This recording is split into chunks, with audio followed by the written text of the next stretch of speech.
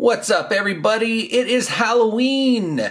So that means it's time to buckle up, buckaroos, because we got some Halloween-y reviews. Today, in this video, we're taking a look at the 1/12 Mezco Plaid Shirt Zombie and Flyboy Zombie action figure set from George A. Romero's Dawn of the Dead.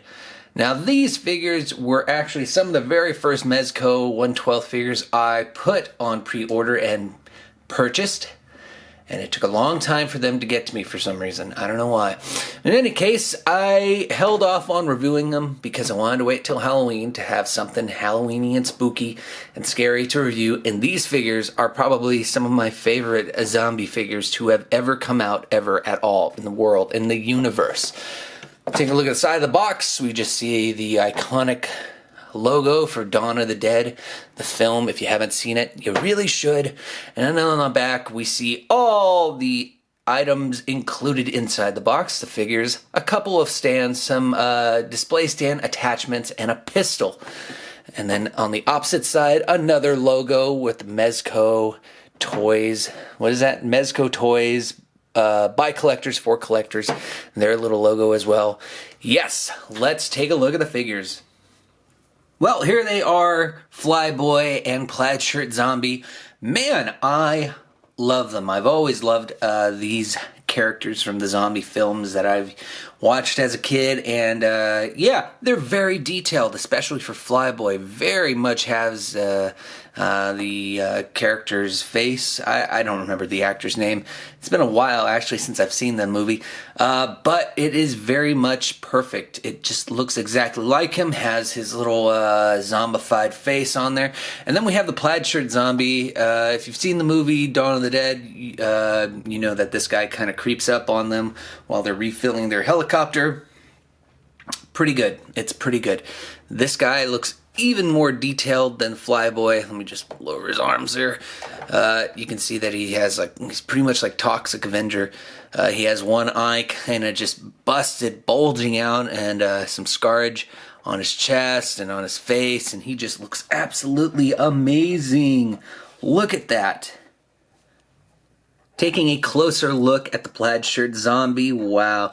You know, it's kind of a little dull color. I kind of wish that the paint on the inside was a little bit more red, but that's okay. I don't mind. The face, there you go. You got a lot of detail going on. Yeah, looks awesome. Taking a look at the back. He's bald. He doesn't have any hair. See the shirt. Very much. Jeans. Then you have his nice 70s work boots on. Yeah, very, very stylish. And then we have Flyboy here, just drifting off, looking into the sky, wondering why. Yeah, all that blood, some bite marks.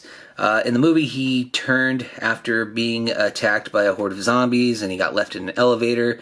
And then he turned while he died, and all that stuff. He got bit in the leg, he got bit in the... Let's see, where else? He got bit on the neck, all sorts of places. His little boots there. But yeah, lots of detail to that face. Very nice sculpt, especially with the hair being all messed up and whatnot. Yeah, perfect. Moving on to accessories. The only real accessory you get for the actual action figures, well, actually one figure, is this Colt pistol here. This is for Flyboy, for the scene when he first makes his appearance as a zombie. He's holding it. But you don't get any other accessories. There's no hands, there's no interchangeable parts or anything like that for these guys. So basically what you see is what you get. Now, in order to display these guys, you do get two display posts, attachments, and then two of these Dawn of the Dead bases. So here, let me hold. So you can know you get two of them, one for each figure, and these actually come in handy quite a bit because these figures don't like to stand up by themselves. I've tried many different ways, and they just don't seem to want to take. So these stands and rods come in handy.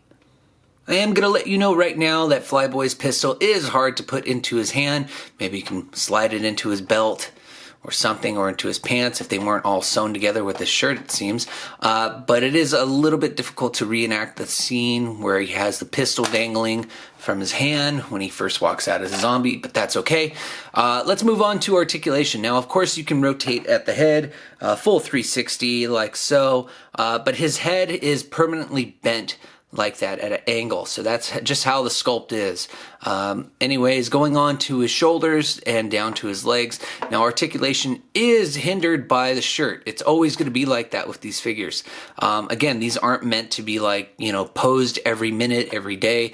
These are meant to basically be posed one way, left alone, and then maybe posed a different way, I don't know, sometime down the road. They aren't meant for a lot of play.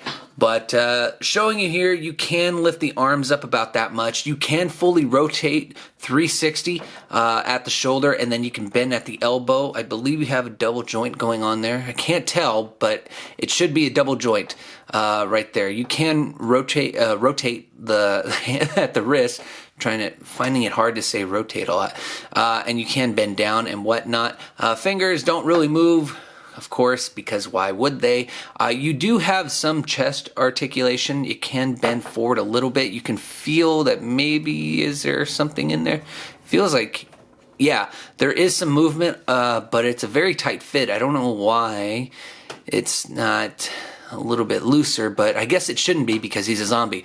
Anyways, moving on to the legs, you can kick up slightly before you become afraid of tearing the pants and whatnot, and you can bend at the knee. You got a double joint at the knee, and then you can move to the boot. You can rotate full 360. You can't bend the feet or anything like that, but that's okay. You know, he's a zombie. He's not meant to.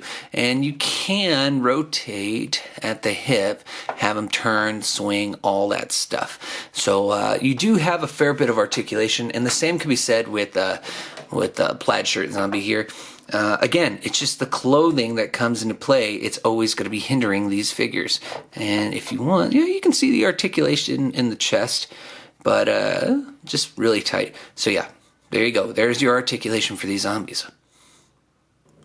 So that was my review for these two, Flyboy and Plaid shirt zombie. Pros and cons. So pros first, you know, if you're a huge George A. Romero fan, if you love Dawn of the Dead, all the original zombie movies in general, or if you're just a horror fanatic, horror, not whore, then these figures are for you. They're pretty damn cool, and we hardly ever get any good zombie action figures these days. We did, I think, have a couple of figures come out for Dawn of the Dead by NECA, or maybe it was McFarlane, I can't remember. But the paint quality, quality issues were just really shitty with those, and so they just never panned out. These are excellent. Now, cons. They don't come with a lot of accessories, and they're pretty pricey. I got these for $120, so if you're willing to spend that amount of money and not have to, move them around, which you really shouldn't be moving them around anyways, a whole lot, then, these are definitely a good pickup. What else? Yeah, that's pretty much it. I mean, these guys are cool. I love them, and yeah, that's it. So I hope you guys enjoyed the little Halloween review. I got another one coming. And yeah, stay tuned. Hopefully I get more reviews coming out soon, but I've been waiting and waiting since September for my Ami post to come in, and nothing's come in. So anyways, take care guys. Bye.